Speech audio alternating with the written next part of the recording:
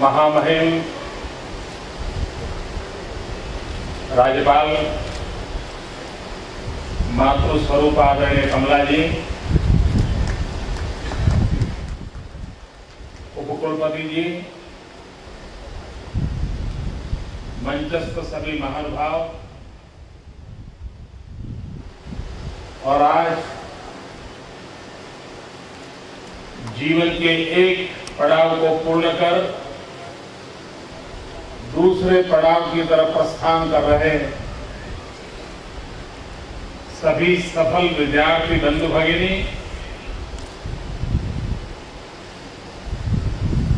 सभी उपस्थित आदरणीय महानुभाव, विद्यार्थी मित्रों,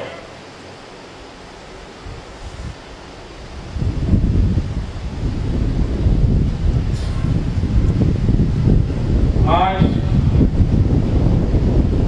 यूनिवर्सिटी के छात्रों के लिए यह पदवीदान समारोह है।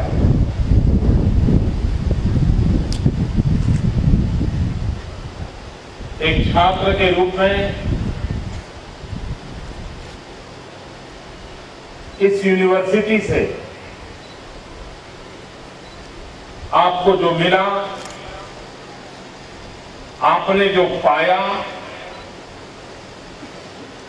आपने जिसे जीवन में ग्रहण किया, उस सब को एक प्रकार से कसौटी पर ताकने का युग आपके जीवन में शुरू हो रहा है।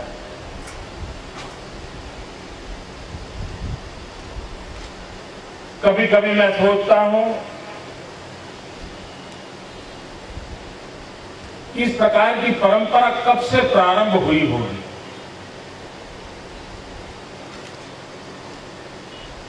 अगर पुराणों को टटोले, अगर इतिहास के झरोखे से देखें तो ये ध्यान में आता है कि तैत्तिरीय उपनिषद के अंदर पहली बार इस प्रकार के कन्वोकेशन की परंपरा का उल्लेख आता है और उसमें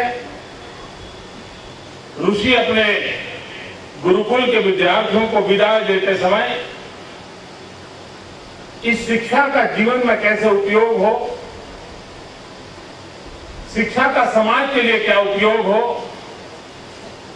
शिक्षा का परिवार के लिए क्या उपयोग हो, शिक्षा स्वयं के जीवन को कैसे दिशा निर्दिष्ट करे, इस सारे विषयों का उसके अंदर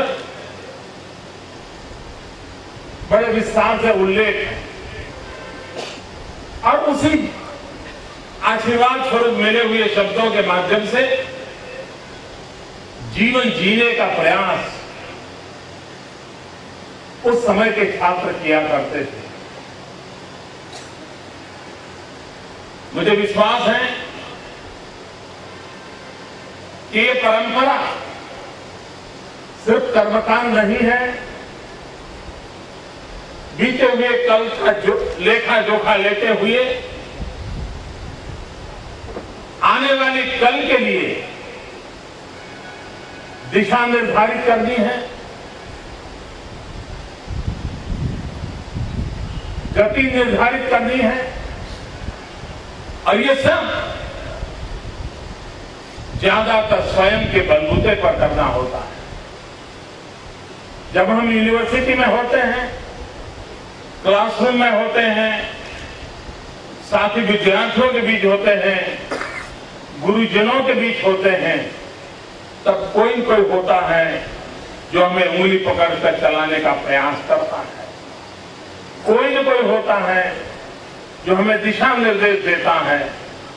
कभी हम उलझन में होते हैं तो उन गुरुजनों के पास जाकर के हम भी मार्गदर्शन प्राप्त करने का प्रयास करते हैं और हम उलझन से बाहर आकर के उस रास्ते पर चलने का प्रयास करते हैं।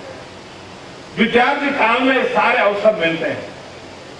लेकिन एक बार विद्यार्थी काल पूरा हो जाता है, फॉर्मल उन व्यवस्थाओं से जब मैं बाहर चला जाता हूं, न मेरे आसपास कोई गुरुजन है, न मुझे मार्गदर्शन करने के लिए किसी क्लासरूम में कोई प्रबोधन हो रहा है, और उसके बाद जब जीवन की कठिनाइयां शुरू होती हैं, तब हर पल लगता है कि यार अच्छा होता जब पढ़ता था तब इस बात पे ध्यान रखा होता तो शायद आज मैं इस रास्ते से गुजर जाता, कोई कठिनाई नहीं।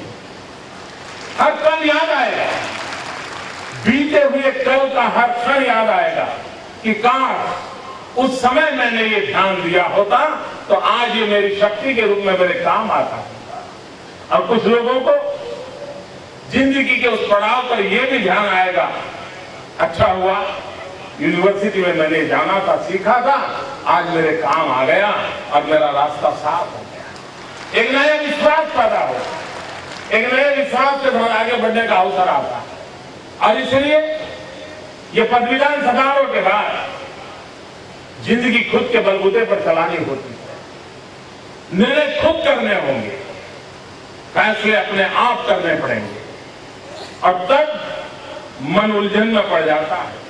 15 विद्यार्थियों के बाद बीच बैठ करके हिम्मत के साथ खड़े होकर के एक आध लीडरशिप लेकर के निर्णय करना बहुत मुश्किल नहीं होता है। आज क्लासरूम में नहीं जाएंगे, 15 लड़के इकट्ठे होकर के निर्णय कर सकते हैं, बड़ी आसानी से कर लेंगे। आज कॉलेज नहीं जाएंगे, निर्णय कर लेंगे। आज तो साहब को भी मजबूर कर देंगे, चलो खेल के मैदान में जाना है, टीचर को भी उठा के ले जाएंगे, ये सब कर सकते हैं। 10, 15, 20 की जब टोली होती है सब कुछ कर लेते हैं, लेकिन जब अकेले होते हैं और ट्रेन के अंदर जगह भी लेनी होती है तो 50 बार सोचते हैं, यार इतनी भीड़ है, मुझे जगह कहां से। व्यवहार जीवन के अंदर जिंदगी का जब प्रवेश होता है तब कठिनाइयां महसूस होने लगती है। यहां की शिक्षा दीक्षा आपको जीवन के कठोर सत्य में विश्वास के साथ आगे बढ़ने का सामर्थ्य दे, ये शुभकामनाएं देने के लिए मैं आया। आपने जो अर्जित किया है, जो पाया है, वो आपकी जीवन के अंदर शक्ति के रूप में कैसे परिवर्तित हो, वो आपकी स्वयं की संपदा कैसे बने, और संपदा के भरोसे आप जीवन के हर उतार चढ़ाव को पार कैसे करें, इसके लिए अब आपको अकेले को सोचना पड़ेगा। मैं कभी कभी सोचता हूं कि दुनिया में अच्छे से अच्छा विद्यार्थी कौन था, वो कौन सा विद्यार्थी जाए जिसको हम कह सकते हैं तो उसको नंबर 1 देना पड़ेगा। और ध्यान आता है एकलव्य की तरफ। गुरु मौजूद नहीं थे, गुरु की कल्पना मात्र थी, लेकिन जीवन में कुछ सीखना था, पाना था, बनना था, और किसी को पराजित करने के लिए नहीं करना था। एक भीतर से आवाज उठी थी कि मैं क्या राज परिवार में पैदा नहीं हुआ, इसलिए क्या मैं शिक्षा प्राप्त नहीं कर सकता हूं। उसने आह्वान किया था समाज व्यवस्था को, ललकारा था उसने। क्या मैं किसी गरीब परिवार में, किसी वनवासी के घर में पैदा हुआ, मैं राजकुमार नहीं था, इसलिए मैं इस विद्या को नहीं जान सकता हूं। एक युवा मन के अंदर कसक उड़ गई, कौन होता है मुझे सीखने से रोकने के लिए, और उसने पूरी व्यवस्था को चैलेंज कर दिया, सारी व्यवस्था को ललकारा, उस युग में ललकारा, और ललकार करके काल्पनिक गुरु की पुतला बना करके वो तीरंदाजी का प्रयास करने लगा और एक सफल योद्धा बना। लेकिन कभी उसने उसका दुरुपयोग नहीं किया, और उस परंपरा को आज भी आपको जानकर के आश्चर्य होगा कि एक विद्यार्थी के रूप में एकलव्य ने जो अर्जित किया था, और उस समाज की समाज व्यवस्था थी, उस समाज व्यवस्था की बुराइयों का नतीजा भी आया कि जब एकलव्य की तारीफ सुनाई दे रही थी और अर्जुन से कहीं एकलव्य आगे नहीं चला जाए, इस प्रकार का भाव गुरुजन के अंदर हुआ, तब जाकर के उन्होंने एकलव्य का अंगूठा मांग लिया था ताकि वो तीरंदाजी में आगे बढ़े नहीं। यहां तक कुटिल राजनीति का शिकार एकलव्य हुआ था। लेकिन उस समाज की विशेषता देखिए, जिस समाज के अंदर एकलव्य पैदा हुआ था। एक बड़ी इंटरेस्टिंग घटना घटी। 15-20 साल पहले बॉलीवुड ने एक हिंदी फिल्म बनाई थी और मिथुन चक्रवर्ती उसके अंदर मुख्य कलाकार थे और वे ट्राइबल का रोल कर रहे हैं। और संथाल परगना के अंदर बंगाल और बिहार के बीच की जगह पे उनकी फिल्म का शूटिंग चल रहा था। ट्राइबल इलाके के बीच में सारे ट्राइबल लोग भी थे और फिल्म का शूटिंग हो रहा था तो देखने के लिए बहुत बड़ी भारी मात्रा में भीड़ इकट्ठी होती थी। पुलिस ने व्यवस्थाएं भी की थी और मिथुन चक्रवर्ती वहां खुले में अपने फिल्म के डायरेक्टर की सूचना के मुताबिक अपने एक्ट करते रहते थे। और एक बार ऐसी आती है कि जिसमें मिथुन चक्रवर्ती को तीर चलाना होता है।